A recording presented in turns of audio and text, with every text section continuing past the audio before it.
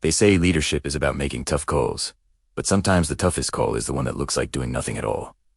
I was a sergeant first class in Baghdad, the kind of heat that makes the air shimmer. The mission was a routine presence patrol, just another afternoon checkpoint near a crowded market. My job was to keep my team calm, keep traffic moving, and watch for that one thing that just felt wrong. We hadn't been there 20 minutes when I saw it. A white sedan. It was too clean for the dusty streets of Baghdad. The engine was revving, just a bit too eager. The driver wasn't speeding, but he wasn't really slowing down either. He was just staring straight ahead, his knuckles white on the steering wheel.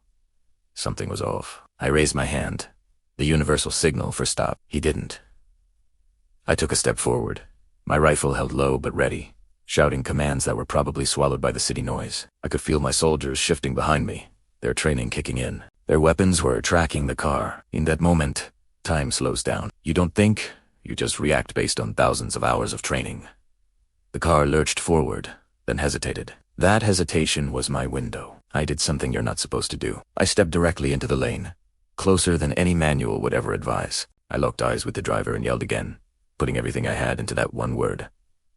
Stop. He slammed on the brakes. The car skidded to a halt so close I could see the beads of sweat on his forehead. The sudden silence was deafening. We moved fast, pulling him from the car, our hands searching for wires, a switch, anything that could turn the street into a crater. But there was nothing. No bomb. No weapon. Just a man, shaking so violently he could barely stand on his own 2 feet. Our interpreter finally got through to him.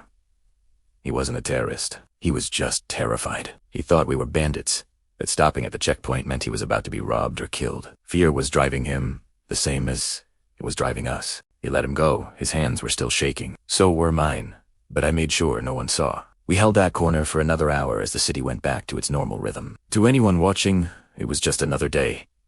Nothing happened, but later that night, writing the after-action report, it hit me. The razor-thin line between that moment and a tragedy. One different choice, one twitch of a finger, and the story would have been completely different. Assassination only makes the report when things go wrong. Leadership, in that moment, wasn't about using force. It was about seeing the fear in another man's size, and choosing restraint when every instinct was screaming for you to act. That's a lesson you don't learn from a book. Thanks for listening to my story. If it resonated with you, hit that subscribe button. I've got more to share.